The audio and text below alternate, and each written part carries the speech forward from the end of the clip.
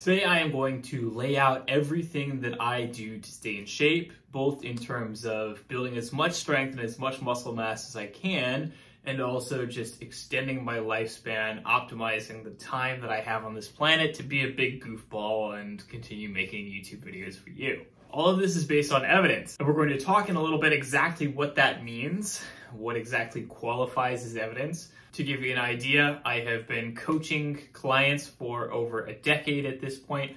I have been lifting myself for over 16 years. And of course, I have spent a lot of that time being a part of what we would call the evidence-based fitness industry, which means that I have pretty much learned my stuff. I know what I am doing.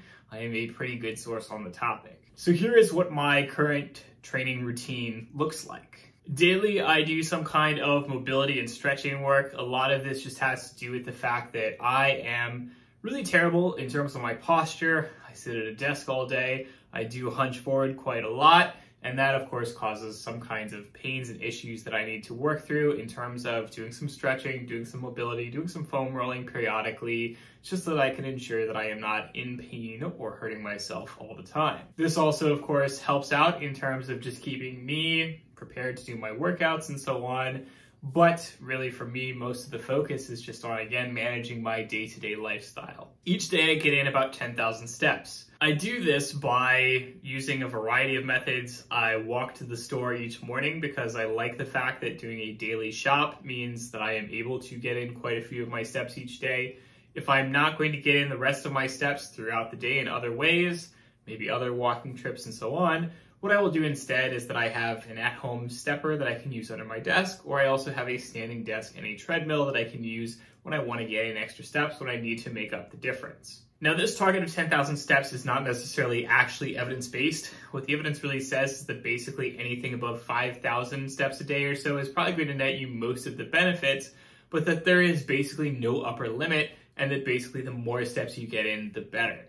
So while 10,000 steps a day is not a hard target for really anybody, it's a nice round number, it's very popular, it's what I tend to shoot for as well, just in terms of general fitness and health, and that is particularly when I am not doing something like a weight cut, in which case I will typically increase my steps a little bit to something more like 15 to 20,000 steps per day, and that's just to help out with keeping my metabolism high so I can continue eating a lot of food while I am cutting weight. I work out 4 days per week with heavy lifting workouts. That includes one day that is very strength focused, very heavy, focusing on major lifts.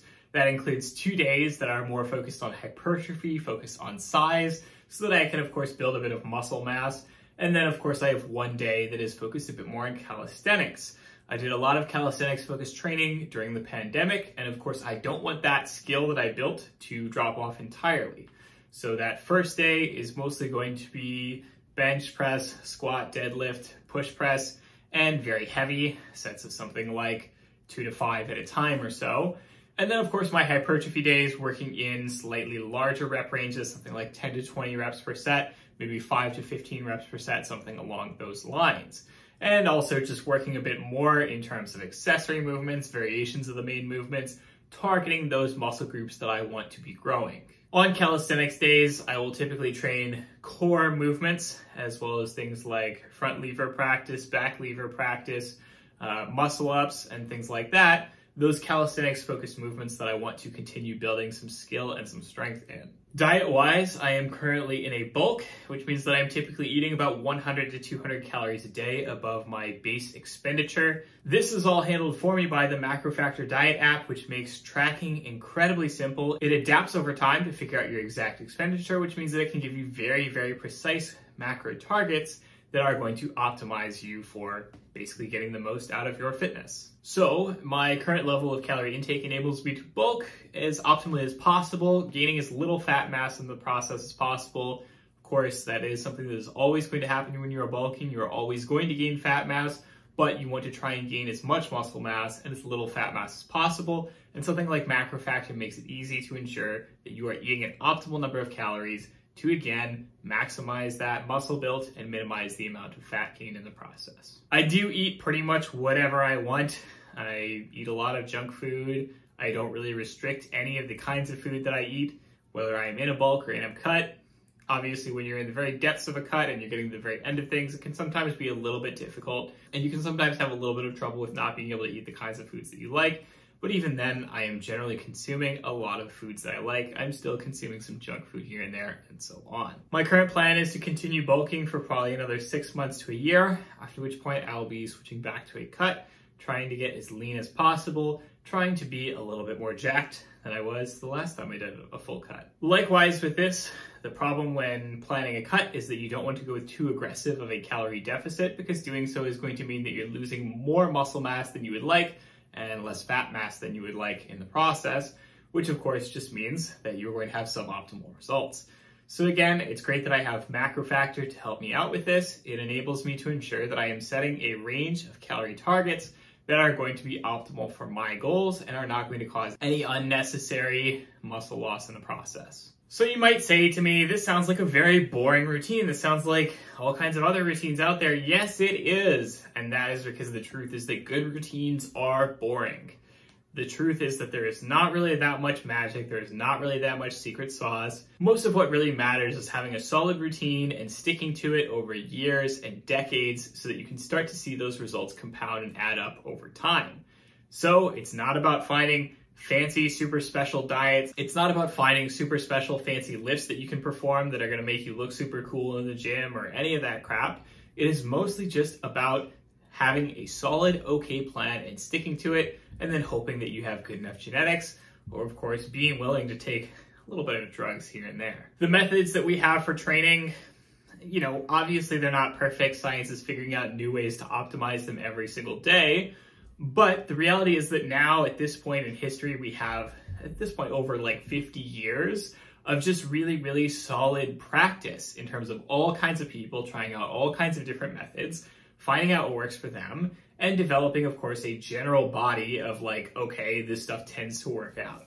And of course, again, there is a lot of argument between individual coaches about what's optimal and what works best in what situation and so on. But most of that doesn't matter too much, because the general stuff that we can agree on, which is again that you should lift heavy, a few different rep ranges, mostly to failure over a long period of time, eat enough protein to support the amount of muscle mass that you want to build, and then of course eating the calories that you need to support whether you are in a bulk or a cut or a maintenance, and planning those cycles accordingly.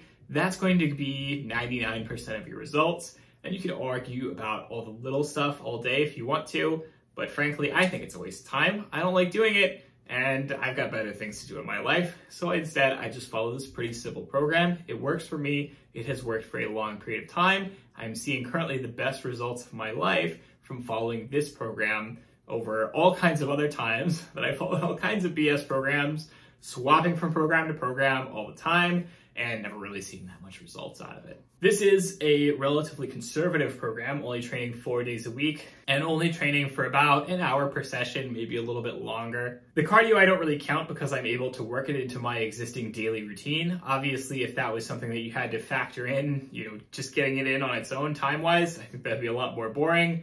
I would struggle with it certainly, and that would make things a lot harder. But you can get a sense that this really doesn't take up too much of my week. I have plenty of free time to rest, relax, do all kinds of other things. I am still in the best shape of my life and in better shape than a lot of folks out there. If I wanted to be absolutely maximizing results, like being as strong as I possibly could be, as jacked as I possibly could be, yes, of course, I would be training more. I would be training, more days per week. I would be training potentially twice per day and so on, things like that, to ensure that I'm getting more training volume in. That said, this point that I'm currently at in my life, it's not really the biggest focus for me. And instead, I just appreciate being able to do, of course, not the bare minimum, because I am doing more than the bare minimum. I am progressing on a consistent basis, but doing a more chill, more relaxed program and just kind of letting the results show up over time rather than trying to rush it. Currently, my routine does lean a little bit more towards the size end of things, a little bit less towards the strength and the calisthenics, because again, I'm training twice as long for size than I am for strength or calisthenics each week. And that's just because that's kind of what I am trying to do right now, is focus on my physique a little bit more. Whereas in the past, I've gone all out training, like super hard for strength all the time and so on. The reality is that good training is just very boring. You pick a program, you stick to it, you do it for a long period of time, it works out. So the next question is really, what does evidence-based actually mean? So to give you a bit of background, for the longest time, the fitness industry just kind of ran on people making up their own stuff. And obviously, if that differed too much from what was actually really good training methods, then, they might get called out and so on. But for the most part, it all kind of just stuck together. It became this giant agglomeration, and everyone just kind of, you have fads that come and go, and there's not really any one accepted best way to do things. Nowadays, the science is finally starting to catch up. We have basically just a lot more research coming out on a lot more topics, really sorting out, okay, what really are the best methods, evidence-based, rather than just based on, again, like, oh, I heard this Jack guy do this thing, it worked out for me, and so on. And this has created what we would call the evidence-based fitness industry, which is basically people who rely not on those old methods that were basically just received wisdom, and instead focusing on the evidence, basing their training methods on the evidence and what was best based on the evidence. And this became very popular around the time that I was starting to come up as a trainer, which is around 2010, 2012. And there's one big problem with it, which is essentially that the research is still very incomplete. There is still a lot of stuff that's just very missing. We still have a very small part of the overall picture. And so at first, the evidence-based fitness industry kind of became overconfident in terms of saying, haha, that thing is a myth, this thing doesn't work, we know best, we have the best evidence, and so on. But it also just led to a lot of misinterpretation of research that maybe was not as strong as people would initially believe, or, basically there just wasn't any research at all, and they were trying to make up stuff based on similar research. And so, of course, then that looks bad when more research comes out over time, and it turns out that maybe some of that previous research was flawed or incorrect or whatever the case is. And the end result is that the evidence-based fitness industry still perpetuated a lot of kind of myths and misconceptions as well on their own. I would say that generally the best evidence-based fitness practitioners are a lot closer to the research, they understand the limitations of the research, and they are better at being very conservative in terms of saying, yes, this new study has come out, we understand that this may be good evidence in this direction, but here are all these other reasons why you should be careful about it and so on, as opposed to many evidence-based practitioners who would basically just kind of, Google a study, find one paper that looks like it supports what they're saying, don't read it, and then just go, this is proof. And of course, I've been guilty of that in the past when I didn't know better, when I was younger, when I was less good of a trainer and a coach. And so, I'm not obviously knocking on people who have done that in the past, but, the reality is that most people are not good at understanding and interpreting research. They don't really have the technical skill of understanding how to actually read these papers and what they are saying and really interpret them in the context of the overall body of literature, which is to say all of the studies on a certain topic.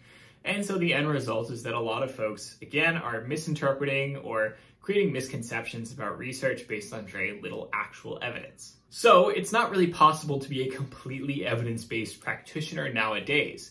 You can do things where you try to take the best possible evidence into account, but again, at the end of the day, you still have to admit that there are many things in which we don't have any evidence for, we just kind of do what seems to work. In this case, we'll have to rely more on just things like conventional wisdom and personal experience to back up the evidence that we find. If you are looking for a good way to interpret the research without having to do all the work of actually, getting a degree in this topic, I would highly recommend the Mass Research Review, which is a magazine that is essentially focused on just interpreting the research for people. Each month, they take the studies that come out that month, they interpret those studies, they explain what it means in much clearer terms, and they also analyze, okay, here are the positives of the study, here are the negatives of the study, here's where it might be very strong evidence in a certain direction, here's where it might be very weak evidence, or where it might be flawed, and so on. And that just makes it a lot easier for you to, actually get up to date on the latest research without having to be an expert. So I will have a link down in the show notes below if you want to check out the Mass Research Review. I have been reading it for years.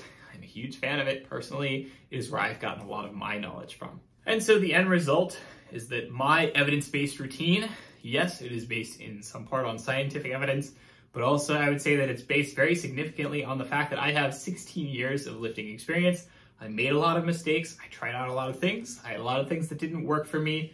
I found those things that do, and I've stuck with them, and they are continuing to serve me well, and I can't imagine that changing anytime soon. So that is all for this week's video. I hope you enjoyed it. Whew, a little bit tired today. Don't know what that is.